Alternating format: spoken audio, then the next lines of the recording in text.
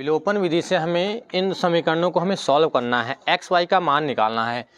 विलोपन विधि से और प्रतिस्थापन विधि से आपका सिलेबस में दिया है, पहले वज्र गुणन विधि थी वो आपके सिलेबस से हटा दिया गया है। तो विलोपन विधि से इन समीकरणों को सॉल्व करके हल करके हमें एक्स वाई का मान निकालना है।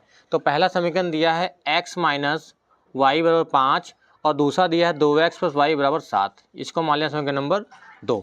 इसमें क्या करते हैं, इसमें देख रहे हैं कि किसी एक को हमें कैंसिल करना है, विलोपन करना है। तो y यहाँ पे प्लस का दिया है, यहाँ पे माइनस का दिया है और नंबर भी दोनों के सेम है, यहाँ भी एक है यहाँ भी एक है। इसका मतलब इन समीकरणों को हम डायरेक्ट क्या कर लेंगे, समीकरण 1 को समीकरण 2 से जोड़ देंगे, मतलब समीकरण 1 प्लस समीकरण 2 कर देंगे। और अगर सेम ना नंबर दिए होते तो किसी संख्या से हमें गुणा कराना होता। तो यहाँ पे क्या हो जाएगा, x माइनस का y बराबर 5 और 2x प्लस का y बराबर 7। इन दोनों समीकरणों को जब हम जोड़ेंगे तो ये प्लस का ये माइनस कि ये दोनों कैंसिल हो गए। 2x और x कितना हो गया, 3x बराबर 7 और 5 12, x बराबर हो गया 12 बटे में 3, 3 चौके 12। तो x का मान कितना आ गया, x का मान आ गया 4। पहला आंसर हमारा आ गया। अब x का मान समीकरण 1 में रख देते हैं, समीकरण 1 से। समीकरण 1 में क्या करना है, x का मान रखना है। तो 4 माइनस का y बराबर 5, माइनस का y बराबर 5, ये माइनस का उधर जाएगा 4, तो y बराबर माइनस का हो जाएगा 1, तो y का मान आ जाएगा माइनस का 1। ये आंसर हो जाएगा। x का मान 4, यहाँ पे रखेंगे 4 माइनस और ये माइनस का 1, तो माइनस माइनस प्लस हो जाएगा। अगर हम उत्तर की जांच कर रहे हैं तो इसमें रख के देख लेंगे। तो प्लस का 4 और 1 5, इसका मतलब ये वाला आंसर हमारा सही है। अगले पे आ जाते हैं। इसको 1 मान लिया, इसको 2 मान लिया। अब इसमें देखना है कि समीकरण 1 और 2, यहाँ पे 2x है यहाँ पे y, या तो समीकरण 1 में हम 3 से गुणा करा लें तो यहाँ पे 3y हो जाएगा, या समीकरण 2 को हम 2 से गुणा करा लें।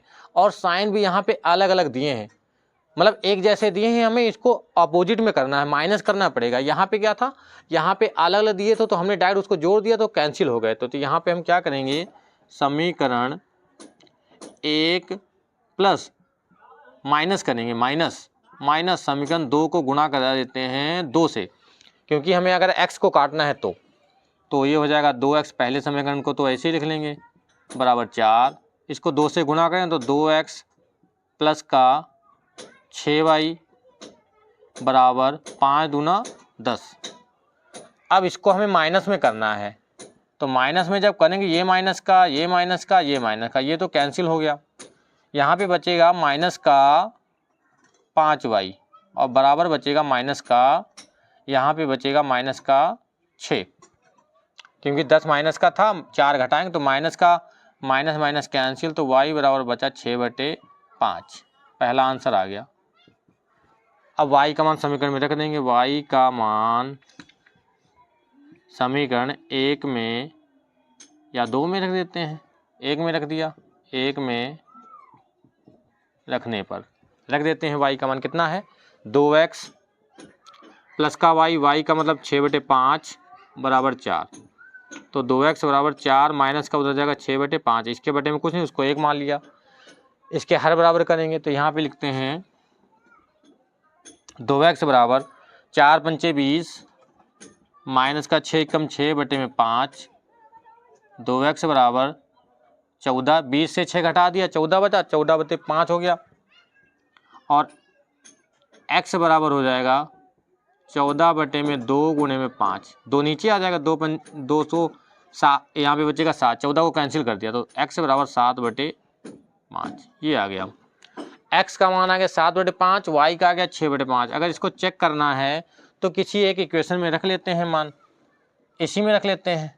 x का मान कितना है 7/5 प्लस 3 गुणे y का मान कितना है 6/5 और बराबर हमें 5 लाना है, तो 7/5 प्लस 18/5 मतलब 25/5, 5 5 ही तो है, यहाँ पे 5 आ रहा है, मतलब जो हमारा आंसर आया वो सही है। इसी प्रकार से आपको ये वाला क्वेश्चन जो है इक्वेशन 1 और 2 मान के किसी एक को कैंसिल आउट कर लेंगे और x y की वैल्यू निकालनी है, उसका आंसर जो आएगा उसको कमेंट बॉक्स में लिखना है।